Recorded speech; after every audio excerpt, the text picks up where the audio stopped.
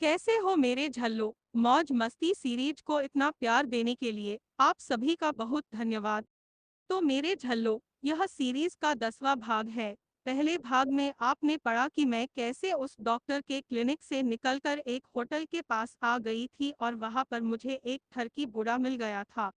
वो बूढ़ा कैसे मुझको खाना खिलाने का लालच देकर होटल के कमरे में ले गया था। होटल के कमरे में वो ठरकी बूढ़ा मेरे साथ छेड़खानी करने लगा था। मुझे उस बूढ़े के इरादे का पहले से ही पता था, तो मैं इसके लिए तैयार थी। अब कहानी आगे। मैंने कहा न कि शरीर बूढ़ा हुआ है, मन अभी जवान है। तो क्या तुम मुझे संतुष्ट कर सकोगे? तुम्हारे शरीर में तो प्रेम की भावना आती ही नहीं होगी। मेरे यह कहते ही वह हंसने लगा। शरीर की भावना से मेरा क्या लेना देना, मुझे मन की उत्तेजना से मतलब है। लेकिन मुझे तो तुम्हारे शरीर की उत्तेजना से मतलब है। मुझे है तुम उत्तेजित कर छोड़ दोगे तो मैं कहाँ जाऊंगी? मैं यह कहते कहते चिंतित हो उठी। इसी बात के तो मैं तुम्हें पैसे दे रहा हूँ। तुम्हें होटल का इतना शानदार कमरा दिया है। जानती हो इस कमरे का एक रात का किराया कितना है?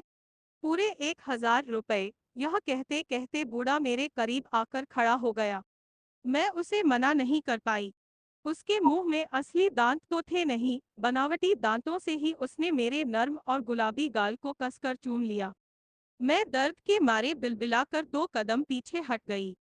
वह मुझे अव्वल दर्जे का प्रेम रोगी लगा। मुझे दर्द से कराहते देखकर शायद उसे प्रेम संतुष्टि मिल रही थी, क्योंकि वह बहुत ही खुश था। फिर वह मेरे नजदीक आकर बोला, अभी तक तुमने कपड़े क्यों पहन रखे हैं, उतार दो। मैं डर के मारे थर थर कांपने लगी। अगर मैंने कपड़े उतार दिए और इसने मुझे ही नोच डाला तो क्या होगा? मेरी तो जान ही निकल जाएगी। इतने में वह बोला, तुम्हें कपड़े उतारने के 5000 रुपए मिलेंगे। विश्वास न हो तो लो, यह गड्डी संभाल कर रख लो। 5000 की गड्डी मुझ जैसी खूबसूरत लड़की के लिए कोई ज्यादा नहीं थी। मैं तुनकती हुई बोली, मेरी कीमत तुमने 5000 ही लगाई है। तुम जैसे पोपले बूढ़े के हाथ तो कोई बुढ़िया भी नहीं आने वाली। मेरे यह कहते ही वह हंसने लगा। फिर बोला, तो क्या है तुम्हारी कीमत? मेरी कीमत तो बहुत है, तुम किश्तों में भी नहीं दे पाओगे। मैं इतनी मूर्ख थोड़े ही थी कि अपनी कीमत लगाती। उस बूढ़े ने 10,000 की एक और गड़ी बैग से निकालकर मेरी ओर सरका दी। फिर वह बोला, अब तो तुम खुश हो। मैं धीरे से मुस्कुरा दी और एक एक करके अपने सारे कपड़े उतार दिए। मेरी चिकनी जांघों देखते ही वह किसी भेड़िए की तरह मुझ पर टूट पड़ा। पसीने से नहाई मेरी मेरी कलाइयों को चूमने में उसे जरा सी भी घिन नहीं आ रही थी। मैं अचानक ही सीतकार उठी। मेरे शरीर में ज्वाला सी धधक रही थी, ऐसी प्रेम की आग की ज्वाला जो उसके कांपते हाथों की गर्मी पाकर और भड़कती ही जा रही थी। तभी वह मेरी आंखों की पलकों को चूमने चाटने लगा। मैंने घृणा से अपनी सांस रोक ली, क्योंकि उसके मुंह से एक अजीब सी दुर्गंध आ रही थी। मैंने आंखें मूंदकर दूसरी तरफ जैसे ही फेरनी चाही, उसने मेरे माथे पर अपने बनावटी दांत गड़ा दिए। मैं दर्द से अचानक ही चीख पड़ी और उससे स्वयं को छुड़ाकर कराहने लगी। लेकिन वह वापस मेरे पास नहीं आया। लाल लाल आंख किए मुझे ही घूरे जा रहा था। मैंने देखा उसके मुंह पर कुछ तो लगा हुआ था। वह अपनी जीभ से आड़ी तिरछी चाट रहा था। मुझे लगा अब मेरी नहीं बचेगी, तो मैं दौड़कर बाथरूम आ गई और सिटकनी लगाकर अपने आप को संयमित करने लगी। मर्द कितना जानवर होते हैं। जब कुछ नहीं कर पाते हैं तो गुस्से में औरत को नोचना शुरू कर देते हैं। मैं यह सोच ही रही थी कि वह कमरे से बाहर हो गया। मैं यह सोचने पर मजबूर हो गई कि दुनिया की अधिक औरतें पुरुषों से पीड़ित है। मैं तो विवाह बंधनों से मुक्त हूँ, अपना पुरुष बदल सकती हूँ, लेकिन उन औरतों की पीड़ा की तो कोई था ही नहीं जो विवाहित हैं। पति के मुंह से शराब की बदबू आए या पान मसाले की दुर्गंध आए या फिर सिगरेट की उल्टी ला देने वाली बदबू आए, उन्हें तो बर्दाश्त करना ही होता है। इतना सोचकर मैं भी कमरे से बाहर आ गई और सीढ़ियां उतरती हुई नीचे हॉल में आ गई। इधर उधर देखा तो काउंटर पर कोई नजर नहीं आया। मैं धीरे से दबे पांव हॉल से बाहर होती हुई गेट की ओर बढ़ गई। तभी मेरी नजर उस बूढ़े की कार पर पड़ी। मेरा कलेजा धक धक करने लगा। मैंने देखा वह कार से शराब की 2-3 बोतलें निकालकर गेट की ओर ही आ रहा था। मैं गेट की दूसरी तरफ मुंह करके खड़ी हो गई।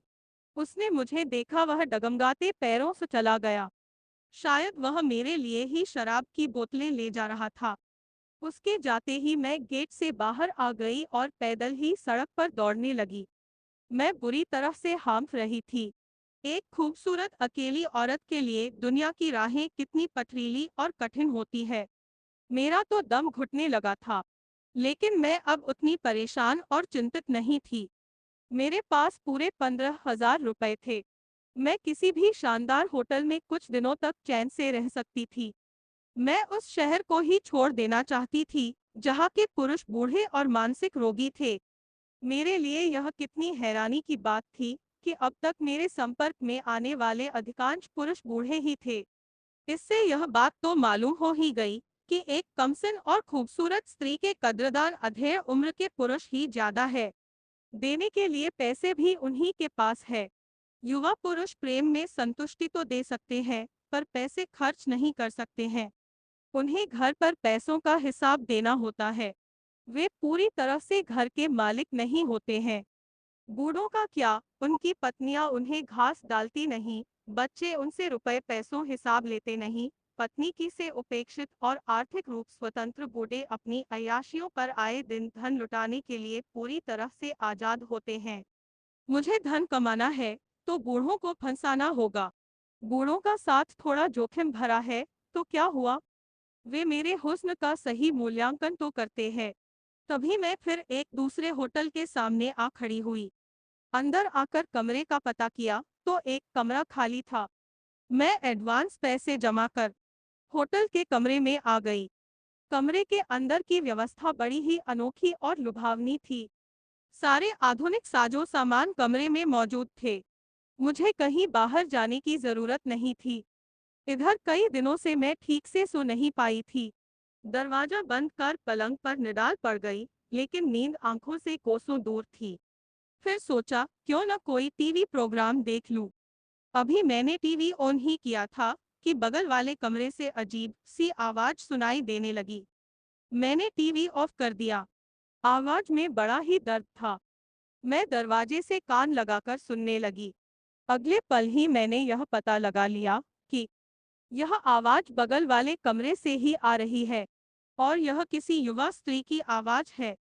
मैं बाहर निकलकर देखना चाहती थी, लेकिन रात का समय, अगल बगल कोई नहीं। मैं कान लगाकर उस युवती की चीख पुकार बड़ी देर तक सुनती रही।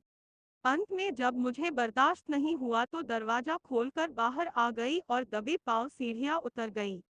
ग्राउंड फ्लोर पर मैनेजर का केबिन था। मैं उसके केबिन में गई तो वह आश्चर्य से मुझे देखने लगा। शायद वह इतनी रात को मुझे वहां देखकर घबरा गया था। मैंने उससे कहा, मेरे बगल वाले कमरे में एक युवती चीख चिल्ला रही है। मैनेजर जोर से हंसा, फिर वह बोला, मैडम आप जाकर सो जाइए। यह होटल है। क्या मतलब? मैंने जानना चाहा। मतलब एकदम साफ है मैडम। एक लड़की के साथ जब 2-3 पुरुष प्रेमनंद का सुख लेंगे, तो युवती चीखें नहीं मारेगी तो क्या गाना गाएगी? आप जाइए, सो जाइए। आप कोई पंगा न लीजिए। मैनेजर बड़ी ही सहजता से बोल गया। वे लोग इस शहर के विधायक के आदमी हैं, लेकिन मुझे उसकी बात हजम नहीं हुई। मैं सीढ़ियां चढ़कर कमरे में आ गई, अपना दरवाजा बंद कर लिया। मेरा पूरा शरीर थर थर कांप रहा था। तभी बगल के कमरे का दरवाजा खुला। मैंने दरवाजे की झीरी से देखा, दाढ़ी वाले 3 युवा पुरुष थे, जो मंद मंद मुस्कुराते हुए सीढ़ियों की ओर बढ़ रहे थे। उस युवती की चीख पुकार अब सुनाई नहीं दे रही थी। वह शायद बेहोश हो गई थी या मर गई थी। इतने में वे युवक मैनेजर के साथ फिर ऊपर आ गए। मैनेजर मनाए हुए स्वर में कह रहा था, आप लोगों को कुछ कह भी तो नहीं सकता, मुझे होटल जो चलाना है। वह लड़की अगर मरा गई तो कौन जिम्मेदार होगा? यह कहकर मैनेजर उनके साथ कमरे में आ गया। मैंने सोचा, अब कुछ भी हो जाए, मैं इतने बड़े और महंगे होटलों में नहीं ठहरूंगी। ईश्वर करें किसी तरह से यह रात कट जाए। स्त्री सुरक्षित कहीं भी तो नहीं है। पुरुष उसके साथ किस तरह से खेलते हैं। इस शहर के विधायक के लोग एक स्त्री के साथ सामूहिक ज्यादती कर रहे हैं और किसी को खबर तक भी नहीं है। मैं उस स्त्री को क्या कहूँ, मेरे साथ कितनी बुरी बीती है। पुरुषों ने मुझे कितना रौंदा है। मैं मानसिक रूप से बिल्कुल ही अपाहिज बन गई हूँ। यही सोचते सोचते मेरी आंख लग गई। सुबह सूरज की किरणें खिड़की से होकर अभी आई ही थीं कि मैं बिस्तर पर उठ बैठी। बैठे बैठे ही बुदबुदाई, मुझे यहाँ अब और नहीं ठहरना चाहिए।